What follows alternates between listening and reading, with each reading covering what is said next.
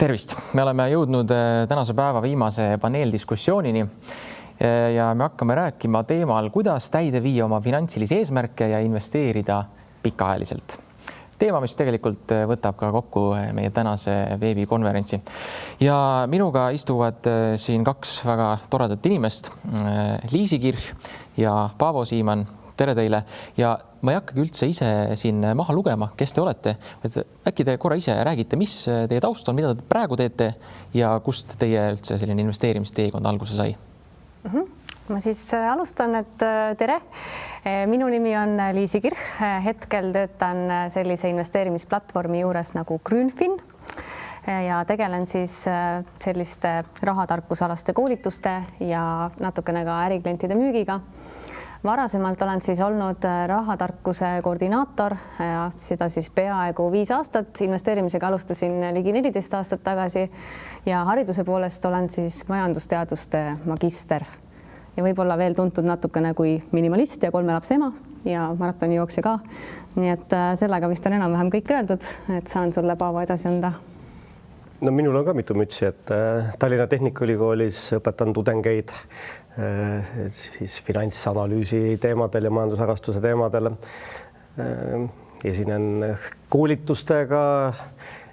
mentordan idu- ja kasvuettevõtteid, korra kuustan Äripäevaraadios ühte saadet, et päris erinevatel teemadel, aga minu taust on pikemaajaliselt.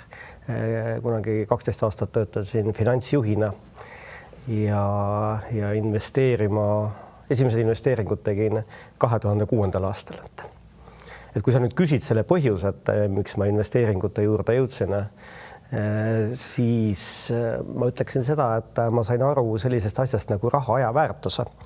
Ja mul on nagu isiklik kogemus sellel teemal, et kui mina selline jõnglane olin, siis oli veel nõukogude aja lõpp ja mu vanemad rääkisid mulle, et kui ma 18 saan, siis kui nagu aega välja kolida, nagu nõukaajal tavaks oli, et siis ma saan ka hoiukassast 10 000 rubla, et nad siis oma sealt palgast panevad kõrvale. Ja siis, kui mina 18 sain, siis mina sain 1000 krooni. Ja nõukogude ajal ma sain aru, kui kuupalk oli 100 rubla, siis 18-aastased 10 000 rubla saada oleks täitsa kobe olnud. Ja 1000 krooni nüüd on ju 64 eurot, et ma arvan, et selle lahendamisega me saame siin kiiresti hakkama. Ehk siis ma sain aru asjast, nagu mis asi on inflatsioon. Ja võib-olla ma sain kätte selle riigikorra muutusega tingitud sellise hüperinflatsiooni, et kui me siin praegu nutsime, et 20%, et nii kõrge inflatsioon, siis igaks juhuks noorematele vaatajatele ütlen, et 1992. aastal oli Eestis üle 1000% inflatsioon. Et ehk siis ma sain aru, et rahal on aja väärtus, et kuna ma oma selliselt psühholoogiliselt taustalt olen pigem nagu säästja tüüp, ja siis ma sain aru, et sellega ma kaugele ei jõua, sellepärast et see inflatsioonipoiss käib seal kontol kogu aeg külas ja see väärtus kaob. Et see oli üks pool, et raha aja väärtusest olin aru saanud ja teine pool, millest ma veel olin aru saanud, et kui ma matemaatikat olen ka elus nagu palju õppinud, et ega selle riigipensioni peal ikka loota ei tasu. Et me siin 90-ndatel arvati, et on halb aeg, et siis küll läheb paremaks, aga kui natuke matemaatikat teha, et ega see esimene, nagu siin Magnus ka näitas, et ega need esimese samba peal ikkagi loota ei tasu, kui pikas perspektiivis mõelda, et siis oli minu jaoks selline põlev platvorm loodud, et midagi on vaja teha. Väga lahe. Enne veel, kui me lähme küsimustega edasi, ma ütlen teile ka, kallid vaatajad, et kui teil on küsimusi, siis küsige Facebook Live'is, et YouTube'is hetkel küsida ei saa. Küsige Facebook Live'is meilt küsimusi ja üksi küsimus ei jää vastamata. Kui me täna neile ei vasta, siis pensionitarkus. Selline leht on Sotsiaalministeeriumi kodulehel ja seal on hiljem kõik materjalid ja kõik vastused ka teie küsimustele. Liisi, alustaks ma küsin ka sinult, et kuidas lõuatõmbe teekond edeneb? Isler, mul on jälgijaid, huvitav teada. Tegelikult mulle väga meeldib eesmärke seada ja mind kohutavalt motiveerib see, et kui ma olen nagu välja mõelnud, et praegu ma olen siin, ma tahan jõuda sinna ja mis ma nagu vahepeal tegema pean, et ma siis sinna lõppu nagu jõuaksin. Ja selle aasta alguses ma otsustasin, et on aeg võtta siis selline teistmoodi sportlik eesmärk, et ei pane enam 5 minuti kaupa, et tahaks maratoni järjest kiiremini joosta, vaid et võiks ära teha lõuatõmbe ja nõrga naisterahvana. See on päris keeruline. Kilosid aga pole ju. Ei, aga millegipärast lihaseid ka ei ole. nii et võib-olla ma pean hoopis Fitsfairy äpi poole pöörduma, et ühesõnaga teekond on päris raske, terve veebruarikuu ma veetsin rippudes nagu. Ehmatasid, ma pean tunnistama, esimese hooga mind ära, ma mõtlesin, et mis vale investeeringu sa tegid, et sa nüüd selle ripud seal kuskil. Ei, see siis ma hakkasin lugema. Aga see on olnud väga põnev ja põnev just selles mõttes, et see on midagi, mida ma ei ole varem teinud ja on hästi huvitav nagu vaadata ja katsetada, mis nagu toimib, et võib-olla ma lähen täiesti valesti, ma ei tea, aga noh, aasta lõpuks võiks ju ühe ära teha. Väga lahe. Paava, kuidas sul lõuatõmbamisega on? Ma siin ikka, mis on see assisted pull-upi vähemalt korra nädalas teen. Väga lahe. Mainisime, eks ole, alguses eesmärke ja et üks küsimus, millele mina ka ilmselt tahaks teilt vastust, on see, et mina kui inimene, ma ütlen ausalt, ma ei ole pannud endale niisuguseid väga spetsiifilisi eesmärke just ka ei elus ega ka nii-öelda praegu investeerimisteekonnal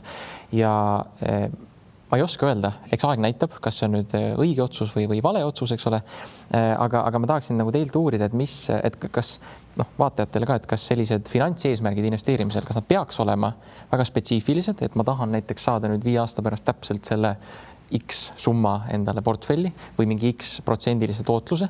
või need võivad olla ka alustades sellised kuidagi üldisemad, et kuhu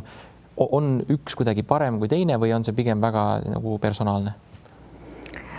Mina isiklikult usun ikkagi sellesse, et kui sa hakkad nagu unistama millestki, mina unistan siin oma lõuatõmbest, eks ju, et siis sa peaksid tegelikult ikkagi mõtlema võrdlemisi spetsiifiliselt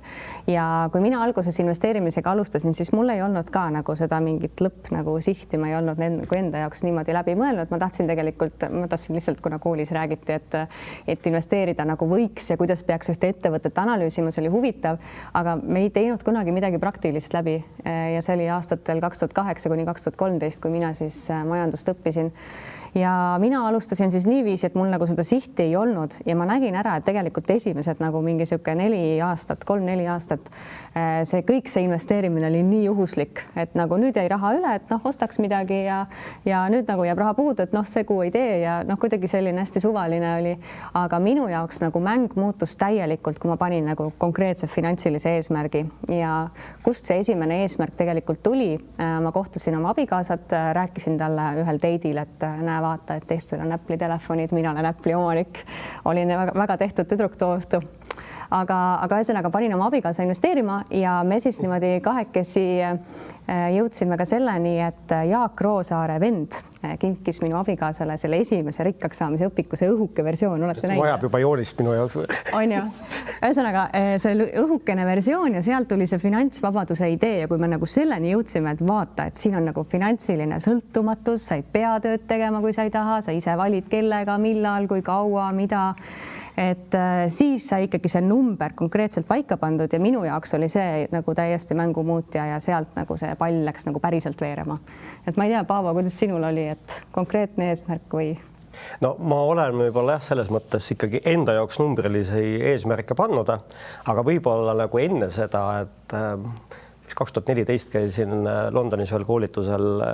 Mõtle nagu miljonär mindset, et seal hästi palju 3 päeva tealt räägiti rahapsühholoogiast ja siis ma sain nagu aru, et kui oluline on see, et kõigepealt sellest poolest nagu läbi murda, sest inimesed on nii erinevad, et eks ju, mina olen säästja tüüp, siis mõne inimese puhul mina ei saa aru,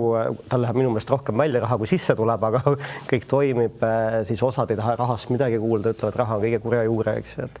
osades riikides on usundiga seotud väljakutsed, et sa ei tohi jumalat vihastada ja nii edasi, et kogu sellest poolest on vaja kõigepealt nagu läbi murda, et need igasugused rahaga seotud uskumused, nagu öeldakse, nendest läbi murda. Ja kui sa selle oled nagu ära teinud, siis sa sellest tasub nagu eesmärkide poole minna, sest et üks asi on ka see, et ega see raha ei tee nagu õnnelikuks, et ma olen pigem ka selles koolkonnas, et raha puudumine teeb õnnetuks. Aga see, et tõepoolest, kui sa oled finantsvaba, see tegelikult see vabadus on selles ajas ja tegevuste valikus. Kuid jah, minul esimesena, mis mul kõnetas, oli need cash flow lauamängud. et omal ajal siin 2008, 9, 10, 11 need mängiti siin Eestis päris hoogsalt, olid isegi cashflow klubid, aga minu meelest sellised head finantstarkust arendavad mängud, et sealt ma hakkasingi võtma endale eesmärki, et siis ma olin selline passiivse sissetuleku usku, et kõigepealt passiivne sissetulek saada nagu pooleni kuupalgast ja siis täiskuupalgani ja hakkasin nagu nende eesmärkidega peale, sest aga enne seda ma võib-olla ütleksin ka, et minu meelest seda finants ja selle pensionipõlve planeerimise teekond ei ole mõtet ette võtta, kui ma ei tea, liikumine ja toitumine ei ole paigas, et kui te nagu pensionini välja ei vea, siis ei ole mõtet ju sellega tegeleda, et ma arvan, Sotsiaalministeerium on ka selle ideega nõus, et püsige terved ja liikuge ja siis, kui see pool on korras, siis võtta need rahaasjad ette. Nii et jah, ma nagu redelile minnes ikkagi niimoodi pulkade kaupa tasub astuda, kui sa tahad ühe suurel sammu astuda, püksi vahe läheb katki vähemalt poistel nagu, et ei ole hea vaadata seda asja, et eks siis eesmärgid on muudetavad, et minu jaoks nad võivad olla olemas või minu jaoks peavad olla olemas, aga nii ajaline kui ka mingi summaarne, aga ma olen paindlik nagu, et ma ei kiilu sinna kinni, kui ma seda, ma ei tea, alandan või suurendan või ehk et sa ikkagi nagu tükeldad selle suure eesmärgi nagu väiksemateks osadeks. Niimoodi minu jaoks nagu töötanud. Jah, ma olen nagu ka väga nõus, et kui kohe alguses, et peab olema miljoniline portfell, et see on ikka väga-väga suur amps ühe korraga, et sa väsid ära enne, kui sa nagu poole pealegi jõuad. Et need väikesed saavutused, et need esiteks nagu ära teha ja teiseks ka nagu tähistada, et ma nüüd jõudsin kuhugile, et ma arvan, et see on nagu ka hästi oluline, et loomulikult see tähistamine on igaühe jaoks nagu erinev, et kuidas sa nagu teed pai endale, aga et sa pead nagu tegema, et mul on hea näide, et eile tegin ühte veebikoolitust ja veebikoolitusega on alati nii, et see on nagu sina ja su arvuti ja keegi sulle tagasisidet ei anna, et sa ei saa nagu selle energia toel kuidagi edasi minna. Ja ma tundsin, et ma olen nüüd väsinud, et ma tegin selle koolituse ära ja mul läks hästi ja kõik ja abikaasa tuli küsis, et Liisi, kas sa tahad, et teeme pudeli veini lahti? Ütlesin, et ei, et ma tahan lihtsalt trenni minna. Ja ta nagu naeris, et ise sa oled nii väsinud, et kuidas sa nüüd nagu, mis mõttes sa tahad trenni minna, aga see on see, mis mind laeb, et ma tunnen, et ma olen jooksma, mul on nagu, ma ei tea, kuidagi emotsioonid settivad paremini ära, et see on nagu minu preemia, et see kõlab nagu imelikult, aga nagu ma ei tea, minul toimib. Mina samastun täielikult, et minul on, eks ole, ongi täpselt erinevaid viise, mõni mediteerib, mõni, eks ole, ma ei tea, läheb spaasse, mõni joob veini, eks ole. Ja aga mul on samamoodi jooksma minek näiteks või trenni minek on see, mis tõesti motiveerib ja mina kuidagi just nüüd ka olles siin nagu investeerimismaailma astunud, eks ole, siis ma kuidagi trenni tegemine, sina, eks ole, mainisid, Liisi, et sa oled maratonijooksja, see on ere näide või hea nagu analoog ka investeerimisel, eks ole, et selle läbi selle kas või ilmselgelt maratoni, aga ka ühe trenni ma nagu näen, et okei, et pärast seda trenni mitte midagi tegelikult ei muutu. Jah, mu enesetunne on parem, aga füüsiliselt ma ei näe peeglist, et ma oleksin nüüd, eks ole, mingi hull kulturist või hull, eks ole, maratooner, aga nii-öelda 2, 5, 6 kuu pärast, eks aasta pärast. Et sa näed nagu seda progressi nagu. Just, et sellepärast just Miljonineiu ja mikroinvestoriga ka rääkisime sellest, et need ilmselgelt väiksed sammud, eks ole, sul tuleks see tagasiside, rääkides investeerimispsühholoogiast, eks ole, et sul tulebki alguses näiteks mingi mõne sendine dividendimakse, aga see ongi see sihuke tagasiside sulle, et ahah, okei, see toimib, eks ole. Üks point, mida ma tahaksin puudutada, on sihuke, kuidas öelda, noored ja ka sihuke sõnajõud, et me mainisime, eks ole, siin miljonit, et tänapäeval kuidagi tahetakse väga nagu saada miljonäriks, eks ole, et see mainisime ka eelmises paneelis, et see ei ole nagu omaette eesmärk, et sest raha ei tee õnnelikuks, eks ole, selle puudumine teeb õnnetuks. Aga just see sõnajõu koha pealt mind hästi kõnetab sihuke nagu passiivne sissetulek.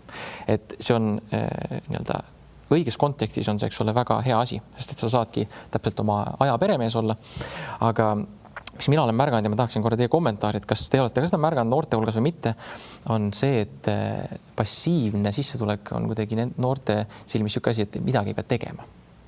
Et ma olengi nagu ma saan olla passiivne ja et ühel hetkel ma saavutan selle, siis on olemas. Et see jälle see samm on kuidagi hästi-hästi pikk, et mul ei ole mitte midagi, nüüd ma teen ühe asja, siis ma olen passiivse sissetulekuga, siis on kõik hästi.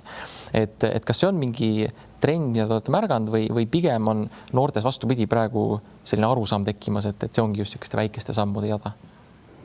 See on hästi huvitav küsimus, et võib-olla me kumbki nagu ei ole siin enam nii noored, et me oskaksime nagu oma kogemusest võib-olla väga rääkida. Aga teisalt mis minule endale nagu tundub, on jällegi see, et teinekord, kui mina käin noortele rääkimas, siis ma näen ka seda, et mitte see nagu passiivne investeerimine, vaid investor olen ma siis, kui mul on aktsia, et see nagu aktsia omamine, et see on nagu justkui mingi nagu maamärk, mis minu jaoks on nagu väga huvitav, et miks see nagu aktsia nii oluline on, et ma saan aru, et võib-olla sel hetkel, kui Paavo alustas, et siis ei olnud nagu muid võimalusi, et sa pididki olema aktsiainvestor, sest mingi fonde nii väga nagu või ei eksisteerinud. Aga teisest küljest nüüd nagu ma ei tea, tundub, et see on nagu maamärk, aga samas, mida nagu mina ise nagu tahaks rõhutada, on see, et see investeerimine samas, mida ka noored minu teada nagu ikkagi juba teadvustavad, et see võiks olla ka midagi sellist, mis nagu taustal niimoodi vaikselt nagu tiksub, et veidi nagu ka märkamatult, et ma panen mingid asjad paika, valin näiteks mõne indeksfondi endale välja ja siis sealt nagu niimoodi regulaarselt muudkui investeerin, et me ei peagi sellest rohkem nagu rääkima, et see investeerimine ei huvita mind, aga ma olen oma nagu need sammud ära teinud, et ma olen selle oma hügieeni nagu paika saanud ja nagu sellega asi piirdub ja et ma ei peagi rohkem midagi tegema ja mõnes mõttes see on ju ka väga hea strateegia, et ma olen nagu väga nõus ja kui me jõuame selleni, et kõik noored vähemalt nii teevad, siis ma arvan, et me oleme väga edukad olnud. No mina seda noort energiat ikka ülikoolis saan peaaegu iga päev. Ja ma võin öelda, et peale Covidit on minu meelest nagu tudengites selline hull aktiivsuslaine lahti läinud, et nad kogu aeg midagi teevad, midagi korraldavad, näiteks tuleb TalTechi Business Forum, ma ei tea, teevad tudengifondi, eks ju, peavad oma investeerimisfondi nagu üles saada, ka gümnasistide hulgas, kui ma olen käinud, eks ju, hästi palju tegusaid noori, et võib-olla nad on hakanud sellest aru saama, et see passiivne tulu, et sa saad vabastada aja muudeks tegevusteks. Et võib-olla 10 aastat tagasi ikka vahel tudengitega sellest juttu oli, et mõni küsis, et oot, kas see mingi hõlptulu ei ole või? Et ma ei tee midagi ja siis tuleb nagu mingi raha, et tema tunneb ennast küll nagu halvasti nagu, et siis me korra arutasime neid asju nagu pikemalt, et inimene ise ikkagi oma peast teatud kokkulepet ütlema, et võib-olla me siis natuke erinevate noorte hulgas siin oleme nagu ringi liikunud, et aga loomulikult inimesi on erinevaid, aga võib-olla seal ülikoolis sellega ei ole niimoodi kokku puutunud, pigem just nagu vastupidi, et ma vahel mõtlen, kas nad magavad ka. Et tee tööd, siis tuleb armastus ja dividend ikkagi, eks ole. Ma hiljuti käisin enda vanaemal külas ja siis tema on 83 äkki, kui ma ei eksi praegu. Ja ma küsisin talt ka mõned küsimused, mis meil täna siin on ja ma küsisin talt üks lihtsa küsimuse, et vanaema, et mis sina investeerimisest arvad? No hästi lai küsimus. Ja tema reaktsioon oli kohe, et ai, mina ei tea sellest midagi ja et minul pole kunagi raha olnud. Ja Paavo, sa mainisid ka, eks ole, alguses seda nõukaaega ja mina muidugi isiklikult ei tea sellest ajast midagi, ma olen jutte kuulnud, aga nagu sellega seonduvalt mul on see küsimus, et kui teie nagu kogemuse põhjal, kui raske või lihtne seda mõttemustrit inimestes murda on just seda, mis nagu seda tabu rahaga seonduvalt. Nii selles mõttes, et peres ei räägita sellest, kui ka kuni selleni välja, et kui me näeme kedagi, kellel on ma ei tea, investeerimis kaudu tulnud, eks ole, edukus, siis meid valdab selline kadedus. Ja siis ja just sellepärast me ei tahagi investeerida, kuna me näeme või mingi kontingent näeb, et see on kuidagi räpane või see on kuidagi halb, on ju. Et kuidas sellist mõttemustrit üldse murda? No siin on, eks see kehtib ja kehtis nõukogude ajal ja kehtib praegu ka, et keskkond on alati tugevam kui üksikindiviid. Ehk siis, kui sa oledki selles keskkonnas, kus sulle tehakse selgeks, et need investeerimismaailmas on neil omamoodi uhuud, kes räägivad, eks ju, mingist dividendist ja võlakirjadest ja ei tea millest veel ja sellest mingist müütilisest jutlustavat finantsvabadusest, et ega siis tuleb lihtsalt keskkonda vahetada, et ega ma tean ka oma tutvusringkonnas inimesi, kes ei ole ka oma lähimatele sõpradele öelnud, et nad investeerivad, sest nad ei tea, mis see reaktsioon sealt tuleb. Ja mõned on siin mingi 5-6 aastat hiljem alles, nagu öeldakse, investeerimiskapist välja tulnud. Et tõepoolest võib-olla siis, mis see tegevus või see soovitus vaatajatel on see, et tegelikult selliste investeerimissõprade leidmine, ega sa ei peagi igas seltskonnas hakkama rääkima, et kas Bitcoin on jälle tõusnud ja mida Nvidia teinud on siin ja nii edasi, et selleks on oma seltskond, kus neid asju arutada ja koos, sest investeerimises ei ole ju ühte õiget vastust, eks seal on palju õigeid vastuseid, vaja on riskid ära maandada ja infot on nii palju, et on mitu pead, on ikka mitu pead, et pigem minu poolt see vastus oleks see, et vali see seltskond, keda see teema kõnetab ja ülejäänud osas räägi kunstist ja kevadpäikesest ja minul on viimasel ajal palju selliseid kogemusi olnud, et käia ettevõtetes ja rääkidagi siis, et noh, kambale töökaaslastele, nad tulevad kõik ühte ruumi kokku ja kui ma nagu küsin, et kas te räägite omavahel rahast, siis ega üldjuhul nad nagu natuke nagu kehitavad õlgu või nad ega ei taha nagu eriti nagu vastata. On väga vähe juhtumeid, kus nad ütlevad, et jah, et me ikka kohvinurgas siin arutame midagi.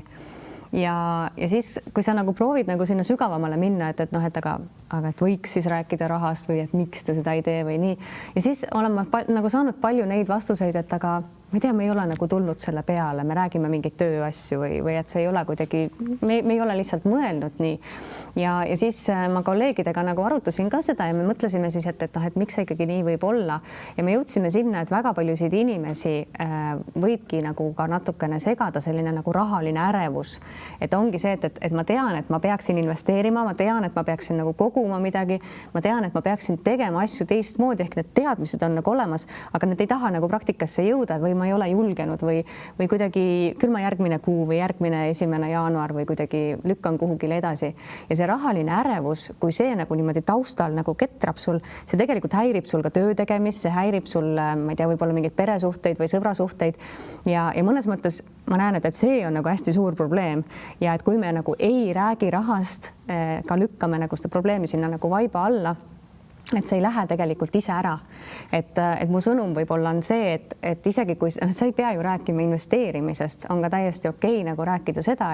et ma proovin endale teha mingit sellist puhvrit, et noh, kui juhtub midagi, et siis ma saan sealt võtta, aga ma ei tea, et kus ma seda paigutada võiksin, et kus sina niisugust raha hoiad, et kas sa teed tähtajalise hoiuse või hoiad sa teise konto peal lihtsalt niisama või kuskil sukas ääres. Et miks mitte nagu arutada ka hoopis teisel teemal või et milline elektripakett sul on, et noh, et võrreldagi, et äkki ma peaksin oma paketi ka välja vahetama. Et ma arvan, et see nagu rahatarkuse teema nagu laiemalt, et tegelikult on palju suurem ja me võime selle nagu investeerimise nagu sellest boksist nagu natuke ka tagasi tulla ja rääkidagi hoopis nagu laiemalt sellest. Noh, kui nüüd kui eesmärk on üks pikaajalisest mängust rääkida, me siin praegu oleme ikka veel selle baasi loomise juures, et kõigepealt peast toimub korda saada ja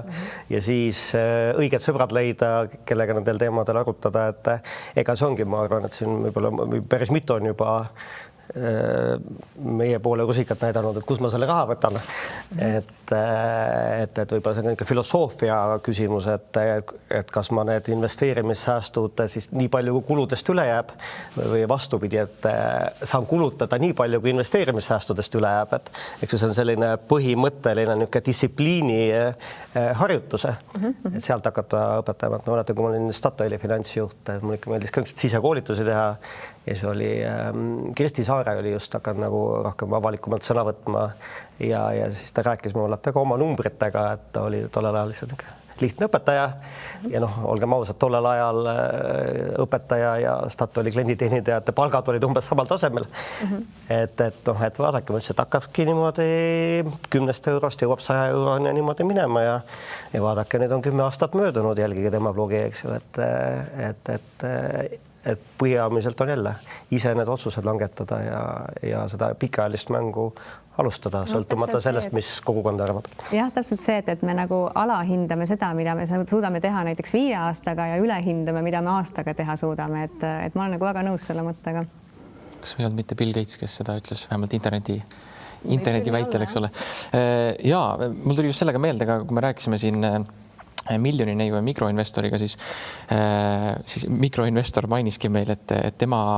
alustas küll, võib-olla mõne jaoks nagu hilja kuidagi, aga ta näeb ka seda, et Paavo, sa mainisid ka praegu Kristi Saare, et 10 aastaga tegi meeletu hüppe, eks ole. Ja et see ongi üks sõnumeid ka, ma arvan, täna vaatajatele, et tegelikult see kõlab jälle kuidagi natuke sellist umbluult ja kuskil pilvejutuna, eks ole, aga tegelikult ei ole hilja. Et ma ei tea, ongi indeksfondi pannes võib 5 või juba 10 aasta, 15 aastaga juhtub tegelikult imesid ja lihtsalt see psühholoogia, see kannatlikkus, eks ole, mis tihti puudub. See on see võtmeküsimus ja mikroinvestor ütles ka, et tema alustaski, ta pani 25 eurot, pani alguses endale nii-öelda kuskil indeksisse ja siis pikalt ei julgenud tõsta ja siis ühel hetkel tõstis 50 peale ja siis hakkadki vaikselt, eks ole, tõstma seda. Et nii ta. Üks soovitus on kindlasti, et kui see on kolmanda samba juurde tulla, lisaks siis psühholoogiale ja sõpradele on siis ka teadmised, et ikkagi ole kindel, et sa saad aru, mida sa teed, et rumalatelt võetakse raha ära, me näeme küll, mis siin investeerimiskelmid teevad ja nii edasi, et muidu tundub, et pensionäridel nagu raha ei ole, aga siis loed lehest, et jälle kellegi 30 000 on läinud, eks ju, et tegelikult see teadmiste kogumine on oluline. Eestis on selles mõttes lihtne, et nii palju on häid raamatuid ja on mitmeid investeerimiskogukondi, millega saab nagu liituda, et lihtsalt jah, ööpäevas on 24 tundi.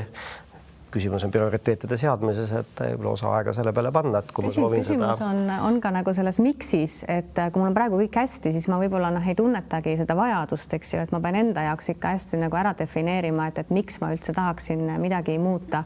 Et seesama teema, et kui koolis käid rääkimas noortele, siis teinekord küsitakse, et et aga miks seda investeerimist siis ikkagi nagu üldse vaja on. Et ma elan ju vanemate juures ja ma lähen ju ülikooli ja ma tahan hoopis muu asjaga tegeleda, tahan kunsti teha. Et ma arvan, et see nagu enda selle miksi leidmine, et kas sa tahad endale turvalist finantsilist seljatagust või sa tahad mingisuguseid suuremaid unistusi ellu viia, et see on ikkagi nagu see A ja O, et millest nagu pihta hakata, et see on seesama see nagu sõpradega ümbritsemine, kellega sa saad rääkida rahateemadel ja kellega sa ei saa, et see nagu kindlasti käib sellega käsikäes, et see miks enda jaoks nagu ära põhjendada, et miks sa ikkagi tahad investeerida või üldse nagu raha targemalt toimetada. Eks see finantshügieen nagu selles mõttes ka, et jah, et kui nõukogude ajal räägiti, et võlg on võõra oma, see on väga halb asi, siis kes on rahatarkust õppinud, teab, et see võlg, mis sul aitab tulevikus sissetulekuid suurendada, on hea ja see võlg, mida sa võtad jooksvate kulutuste katmiseks, näiteks ma ei tea, jõulukingituste tegemiseks, eks ju, see on halb ja või puhkusereisiks, et puhkusereisid on väga head asjad, aga ideaalis neid tuleks finantseerida passiivsest tulust. Et see on nagu üks osa nagu rahatarkusest, mida nagu läbi teha, et kas ju sellel samal rahapsühholoogia koolitusel seal öeldi ka, et sa jaotagi oma sissetulek 6, et osa on siis jooksev elamine, osa on mingid suuremate väljaminekute jaoks, osa on eneseharimine 10%, osa 5% annetamine ja 10% näiteks oli ka seal see, et on hea elufond. Ehk siis ongi see, et kui sa igakuuselt ei jõua, siis korra kvartaalselt sa premeerid ja teed midagi, sellepärast et siis sa näed juba, siis sul see motivatsioon tuleb üle taha seda pikemaajalisemat mängu mängida. Et seesama, aga see saabki sellest kõik alguse, kui sa enda jaoks nagu läbi mõtled, enda jaoks süsteemid paika paned. Kunstiinimene saab sellega ka väga hästi hakkama, lihtsalt tema motivatsioon võikski olla, et kellegi abiga ta ehitab süsteemid, võimalikult passiivsed süsteemid üles ja ta saabki tegeleda sellega, mis ta soovib tegeleda. Vot jah, kunstist rääkides, mina ütlen küll, et mina olen üdini humanitaar, eks ole, ja mind päris pikalt hoidis investeerimisest eemale just see hirm, et on nii palju numbreid ja eks ole, see üks number, eks ole, see kontoseis, sellest ma saan aru, eks ole, kui see kasvab, aga kõik, eks ole, kõik need terminid, mis sealt tulevad juurde ja te olete ka ilmselt mõlemad, eks ole, väga numbri inimesed ja investeerimisel peabki olema, et see selgus oleks majas. Aga ütleme, eesmärkide seadmisel on ka ju ikkagi see numbrite kirjapanemine oluline ja ma nüüd hiljuti olen hakanud endale panema niisuguseid just väiksemaid eesmärke, mida ma tean, et lühema aja jooksul ma saan neid täita, siis nii-öelda see annab mulle motivatsiooni niisuguse lumepallina, eks ole, täita neid pikemaid eesmärke. Aga et kui tihti üldse on kuidagi okei või on hea muuta neid eesmärke, et ma arvan, et väga paljudel inimestel on see, et nad ei ole eesmärki pannud, kuna nad tunnevad, et see on nii suur asi, mis on tulevikus, et kuidas ma tean, et mis nagu 30 aasta pärast saab, et maailm muutub, eks ole, et kas siis või kuidas nagu läheneda sellele, et kas panna väike eesmärk ja siis mis aja tagant neid üldse muuta, oskate te kuidagi niimoodi öelda, kuidas teie puhul see toiminud on? Võib-olla loogika on ka see, et kui võib-olla tasub ka mõned inimesed, ma ei tea, korra aastas 1. jaanuaril vaatavad oma numbrid üle. Mõned inimesed, ma ei tea, kui on mingisugune elus mingi muudatus, ma ei tea, läksin kõrgemale palgale, läksin madalamale palgale või üldse mingi muu muudatuse. Eks siis sellistel juhtumitel, sest kõrgem palk ei tähenda kohe automaatselt, et ma ei tea, et see raha läheb nagu näiteks ka investeerimisse, sellepärast et on päris palju, ma ei tea, õigusvaldkonna inimesi või arste, kelle investeerimisportfell on olematu või hõre, sellepärast et kulud suurenevad vahel kiiremini kui tulude, aga nende eesmärkide poole peal ikkagi võiks olla mingi suur pilt ja siis vaheeesmärgid ja eesmärgid, kui sa kogu aeg oma eesmärgid ära teed, no siis ei ole võib-olla piisavalt ambitsioonikad eesmärgid, et aeg-ajalt on täiesti okei ka, ma ei tea, tuligi 75% täis, see näitab, et on mingi ambitsioon mõtlemises sees, et selles mõttes endaga see suhe luua, et mis mängu ma täpselt mängin, et kas peab 100% täis olema või ma olen rahul ka 75%-ga, see sõltub, kui ambitsioonikalt sa oma eesmärke sead. Kunagi oli üks õpetaja, kes kutsus oma gümnaasiumiklassile mind tundi andma ja tema ütles, et see põhimõte maksa endale esimesena, et ta saab sellest aru ja loomulikult see on hea põhimõte, aga see ei tööta temaga, sellepärast et ta tunneb ennast kohutavalt, kui ta peab sealt raha tagasi kandma, et ta kannab mingi summa nagu ära ja siis tuleb mingi ootamatu olukord, ta peab tagasi kandma, et see on nii halb tunne, et ma olen nagu nii hullusti ennast alt vedanud, et ma ei taha. Ja siis ta ütles, et tema keeras selle mängu nagu ringi enda jaoks. Ja ta mängib siis sellist mängu, et iga kuu lõpus ta nagu proovib hästi mõistlikult kulutada ja siis vaatab, palju nagu üle jääb ja siis see ülejääk, et selle ta kannab mingile teisele kontole, kas see on siis meelerahufondi konto või selline investeerimise konto. Aga et mäng on siis selles, et iga kuu vaatab, et kas ma nagu teen üle või kas ma suudan kuidagi nagu natuke paremini. Et minu meelest see on nagu ülihea näide, et ma võin ju endale panna selle eesmärgi, aga kui see eesmärk nagu hakkab mind piirama ja segama juba, et ära siis tee. Ja üks selline mõte veel, mis mulle meenub, on Sandra Vabarnalt, kes ütles, et osade eesmärkidega, tema küll tõi sellise nagu tervise eesmärgi, et osade eesmärkidega talle tundub, et on parem teha nii, et ma teen endale nagu A, B, C nagu eesmärgid, et A eesmärk on nagu see ideaalne, et ma ei tea, ma teen iga päev 30 minutit trenni, aga mul on ka B eesmärk ja C eesmärk, et kui mu lapsed on haiged ja mul endal hullult paha olla, ma olen nii väsinud ja ma ei jõua nagu mitte midagi teha, siis 10 minutit ma ikka jõuan, et see nagu C eesmärk on nagu ka ja et kui ma nagu selle teen ära, et siis on nagu kõik klaar, et okei, A-d ei jõudnud, aga et see nagu vabastab mind sellest, et ma nagu failin täielikult, et nagu enda emotsioone nagu mõnes mõttes pead nagu ka tundma, et mis on nagu see, mis nagu hakkab sind piirama või kuidagi paneb sind juba nii halvasti ennast tundma. Et ma olen nagu nõus nagu selle mõttega ka rahaasjade nagu osas, et okei, et sa paned endale eesmärgi, et iga kuu panen sinna nagu meelerahufondi kontole 500 eurot, aga kui ma ei jõua selleni, et tee siis mingisugused nagu alameesmärgid ka, et 400 eurot ja 300 eurot ja et sa saad ikkagi nagu edasi liikuda, et ära jää nagu kinni sinna, et ühe korra sa ebaõnnestud, et see on okei, me kõik ebaõnnestume, nii me õpimegi ennast võib-olla paremini tundma, et tee selliseid ma ei tea, sa oled neid statistikaid jälgida, investeerimismaailmas enamik otsuseid on valed otsused, aga on mitmed õiged, mis tegelikult siis need valed kompenseerivad, kui sa oled aru saanud, mida tähendab risk, ehk sa ei võta tarbetuid riske. Aga pikal teekonnal kindlasti on vaja aru saada, et motivatsioon on väga kõikuv. Sest motivatsioon on sügavalt isiklik asi, et ega keegi teine väga motiveerida ei saa, teised saavad inspireerida, aga motivatsiooniga pean ise tegelema, aga nagu ütlevad siis kõik need motivatsioonikõnelejad, kus lõpeb motivatsioon, hakkab distsipliin ja kui see distsipliin ongi selles vahemikus siis toimetada, et siis on tegelikult ju kõik hästi. Vaat selle mõttega ma olen väga nõus, et ma ise tunnen ka, et ma ei oleks mitte kuhugi jõudnud, kui mul ei oleks nagu mingi selline nagu A, B, C nagu süsteem paigas olnud, et mis on see miinimum, mis ma nagu pean ära tegema, et ilma selleta ma nagu vegeteeriks siiamaani ja mõtleks, et võib-olla järgmine kuu või. Aga küsimus ongi selles, et me oleme siin nüüd rääkinud, eks ju, psühholoogiast ja sõpradest ja teadmistest ja neljas asi on ikkagi tegevus ka. Et vahel ka investeerimisklubis näiteks ma ei tea, käivad inimesed, kes nagu 4 aastat käinud on, küsinud, oled sa juba investeeringu teinud? Ei, veel ei ole. Veel natuke tahan ikka õppida, et ikkagi ühel hetkel on ka see tegevus, eks ju, sa saad aru, mis sa teed, maandad riski ära ja hakkad nagu peale, et siin päeva esimeses pooles käis ka läbi see niinimetatud liitintressi loogikast arusaamine, eks ju, mida Einstein siin 8. maailmaimeks on loonud, et sest tõepoolest, et kas sa teed, on sul aega 10 aastat teha või 20 aastat teha, et seal on nagu jõnks vahet, et täpselt kui enda raha on mängus, siis tegelikult muutub kõik. Mul enda kogemus on see, et mina õppisin hiina keelt, ma käisin Hiinas vahetusaastal ja siis mina arvasin, et ma olen mega ekspert just Hiina alal. Mina olen majandusest meeletult kauge inimene, aga arvasin, et mina tean kõike. Ostsin 2 Hiina aktsiat ja ma müüsin need vist aasta hiljem kuskil 70% kahjumiga maha, mis oli meeletult valus. Aga ma tol hetkel nagu sain aru, et kui tegelikult vabastav see oli, jah, ma olin kaotanud raha, mis on muidugi kurb, aga see õpetas mulle nagu nii palju. No esiteks seda, et mina ei ole aktsiate analüüsis kohe kindlasti hea, mulle sobivad pigem indeksfondid nagu enamikele inimestele, ma arvan. Ja see, et see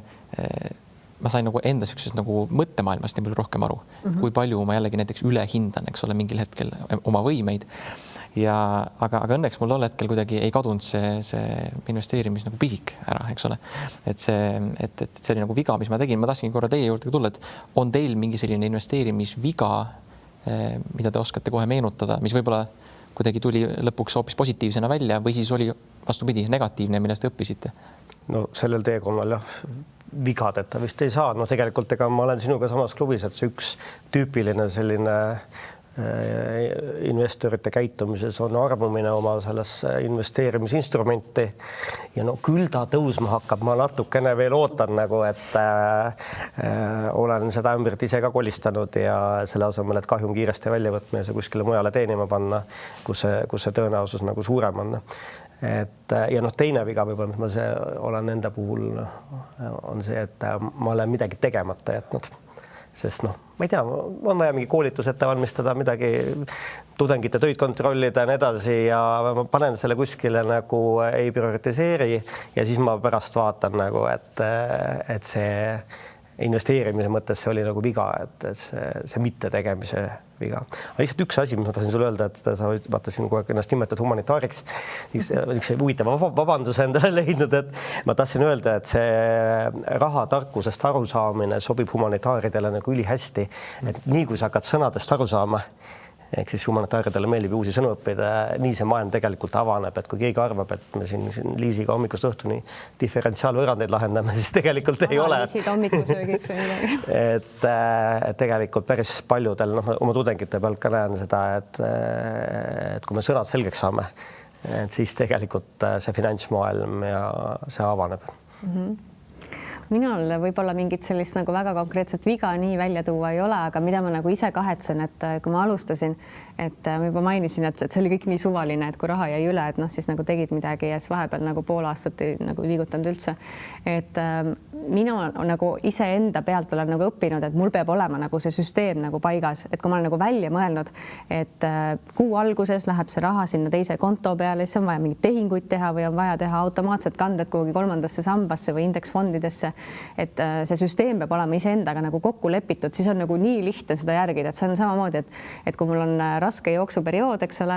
et kui ma siis olen nagu eelmisel õhtul, ma ei tea, tossud valmis pannud, läbi mõelnud, et ma jooksen sealt, on ja see on juba lihtne, et lähed teed ära nagu 20 kilomeetrit, pole mingit probleemi, aga kui ma pean hommikul hakkama veel mõtlema, et kas ma lähen sealt või millised tossud ma nüüd panen, et siis ma olen nagu kohe nagu käpukil, et süsteem peab nagu varem valmis olema, siis on nagu vähem vabandusi, et seda siis nagu mitte järgida, et teed süsteemi ära, lähed lihtsalt selle järgi ja hiljem saad siis nagu analüüsida, et tegid siis hästi või pead nagu järgmine kord seda süsteemi muutma, et minu jaoks oli nagu see hästi selline oluline. Ja noh, pikaajalises mängus ongi see, et kuna investeerimise poole peal on nii palju neid variante, et siis, et oma elu oleks nagu lõbusam või et vali need varaklassid, mis sind kõnetavad. Et nüüd on neid võimalusi ju nii palju, aga enne kui sa hakkad suuremat mängu mängima, et alusta väiksemalt ja tee need asjad endale selgeks, et jah, minul on võib-olla see, et sellised jooksvad sissetulekut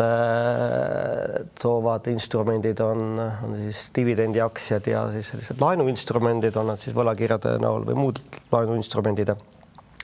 Ja siis kasvu poole mina olen saan siis varsti rääkida võib-olla siis, kuidas see iduinvesteeringute ja startupi poole pealt, kas siis annab siis kasvu saada või mitte, aga see on nii, ütleme niimoodi, et ma olen seda 4 aastat teinud, et 8 aasta pärast võib-olla siin hakata kokkuvõtteid tegema, et see on selles mõttes hoopis nagu teistsugune mäng, aga noh, kuna ma ikkagi enne koolitusin, suhtlesin inimestega ja nii edasi, et ma päris nagu, et kõik räägivad, et startup ja siis ma peaksin ka startima appi sinna oma rahaga, et jah, see distsipliini üks osa on see, et ma ikkagi teen endale võimalikult palju need asjad selgeks ja siis hakkan nagu vaikselt proovima. No startupidest rääkides Bolt on üks väga suur startup ja selle just oleks ühel hetkel jah, siin, kui ma mäletan, Villi, kui poistel oli vist mingi hetk 50 000 eurot puudus siin, ma ei tea, 7-8 aastat tagasi, et oleks võinud anda neile. Aga miks ma praegu Bolt meelde tuli, Markus Villiga rääkis hiljuti ka just julgeoleku olukorrast ja ma tean, et te ei ole kindlasti julgeoleku eksperdid, aga te olete ikkagi raha investeerimise eksperdid ja veel selle lõpetuseks ma nagu tahaksin uurida teilt ka, et räägitakse viimasel ajal meedias väga palju sellisest potentsiaalsest sõjaolukorrast ja ma arvan, et väga palju on inimesi, kes ikkagi just sellepärast ka võib-olla ei investeeri või ei mõtle ka oma pensioni peale, kuna see hirm sellise sõjalise konflikti ees on väga suur. Et kuidas teie sellistele inimestele siis investeerimist ja pensioniks ettevalmistamist üldse maha müüks? See on nagu oluline nagu tähele panna ka seda, et kui enne pensionireformi tehti neid küsitlusi inimeste hulgas, et mis te siis teete, kas te võtate oma pensioniraha välja või kui te võtate, et mida te siis sellega teeksite ja et okei, et te ütlesite, et võtate välja, et aga miks ja oli üks osa inimesi, kes ütles, et aga ma ei elagi nii kaua. Ja siis minul oli alati see küsimus keele peal, aga mis siis, kui sa elad, mis siis, kui ühel hetkel oled sa seal pensionil ja raha sul ka ei ole, et mida sa siis teed? Et ma nagu kasutaks võib-olla nagu sellist lähenemist, et sul on hirm investeerimise ees, aga kui ma pööraks selle hirmu nagu ringi, et hirm mitte investeerimise ees, et sa jääd nagu laevast maha, et kõik investeerivad, et tee kas või need indeksfondid või nagu midagigi tee enda heaks ära ja kuidagi mitte, et ma oleks nagu julgeoleku ekspert, aga mulle endale nagu tundub ka see, et see potentsiaalne sõjaolukord, see ei saa tulla nagu niimoodi, et me ikkagi näeme mingisuguseid märke ja kui sa hakkad nagu ikkagi hullult kartma ja nüüd oled nagu vahepeal 3 aastat jõudnud mingit raha endale koguda, võib-olla sa oled palju paremas positsioonis, et siit Eestist siis ära minna, et kui sa tõesti nagu nii hirmul oled, et ma arvan, et võib-olla peaks seda nagu hirmu kuidagi nagu õigesti kanaldama, et äkki see on vastus. Võib-olla siin nagu mitu asja koos, et võib-olla siis esimene on lihtsalt selline poliitiline hirm, et jah, et kui me siin täna Sotsiaalministeeriumi tellimusel oleme, siis ja siin oli ka küsimus, et siin 2% või 6% ja nii edasi, et ega sa tegelikult ju teatud poliitilise riski võtad, et noh, et üks stsenaarium on, et kui meie praegused valitsejad jätkavad nii kehva kommunikatsiooniga, kui nad praegu on olnud, siis on ju suhteliselt suur tõenäosus, et populistid on ühel hetkel pukis ja mine sa tea, mis nad nende sammastega siis teevad, et seal teises sambas ikka raha on ju küll, mida saaks nagu lammutama hakata, et jah, selline valitsuse risk nagu sinna sisse jääb. No, teine on, et nad ikkagi sinu teise samba raha nagu sinu käest ära ei võta, et selles mõttes seda hirmu ikkagi ei ole, eks. Ja teine on geopoliitiline pool, et ma arvan, et jah, ma mõne 1000 euroga kuskile välispanga uksule koputada, et avaks konto, siis tõenäoliselt sa tuled selle järgmise lennukiga sealt tagasi, et see nii lihtne ei ole, aga tegelikult eestlaste hulgas ju sellist välismaiste platvormide nagu Interactive Brokers või siis mõni ütleb, et Pice'is või Lightyearis või kuskil, et osad on seda geograafilist hajutatust juurde tekitanud küll, et saaks rahulikult magada, sest noh, tegelikult ka pikaajalise mängu üks osa ongi ka tegelikult see meelerahufondi olemasolek, et sul on 4 kuni 6 kuud siis mingil kujul see meelerahufond olemas ja just sulle sobival kulul, et ta võib välismaal olla, ma ei tea, sularahas kuskil keldris ja nii edasi, et peaasi, et sa rahulikult nagu magada saad. Siia lõpetuseks veel, meil on tõesti 1,5 minutit veel aega. Selline küsimus, et kui inimene alustab, võib-olla sellised praktilised nipid või ka kuidas sellest mõtteplokist üle saada, et saada seda motivatsiooni, nii väikeste summadega on alguses tegu, et kui inimene nüüd täna alustab, siis kuidas see motivatsioon ikkagi temaga jääb, et ta jätkaks investeerimist? Minule tundub, et võiks ikkagi alustada nii, et mitte nagu mina tegin, et üksikaktsiasse, et see võib-olla ei ole nagu hea, sest kui selle ettevõttega midagi juhtub, oled sa kohe nagu oma investeeringust ilma, vaid et võta mõni laiapõhjaline indeks ja võta mõni selline platvorm, mis nagu näitab sulle nagu graafiliselt seda nagu sinu arengut, et mulle isiklikult väga meeldib Grünfin, mitte sellepärast, et ma seal töötan, vaid sellepärast, et ma juba 2 aastat kogun seal oma lastele raha. Ma login sisse ja ma kohe graafiliselt näen, et kuidas see nagu pilt on, et mulle tundub, et graafilised lahendused võib-olla see asi on lihtsalt minus, aga mulle need väga meeldivad. No kui sa ütled, motivatsioon jääb, paljude jaoks on see ikkagi see sõber, see vastutuspartner, kui eesti keeles rääkida, et noh, nagu see trenni puhulgi, et vaata, kui ka sõbraga oled leppinud kokku, lähme trenni, siis tõenäosus on suurem, et sa lähed trenni, sest ei taha nagu jätta nagu magedat muljet, et täna ei ole tuju. Et leida need 2-3 sõpra, need aitavad seda motivatsiooni hoida. Aga head mõtted siia lõpetuseks. Meiega olid siin viimases paneeldiskussioonis Liisi Kirch ja Paavo Siimann. Aitäh teile!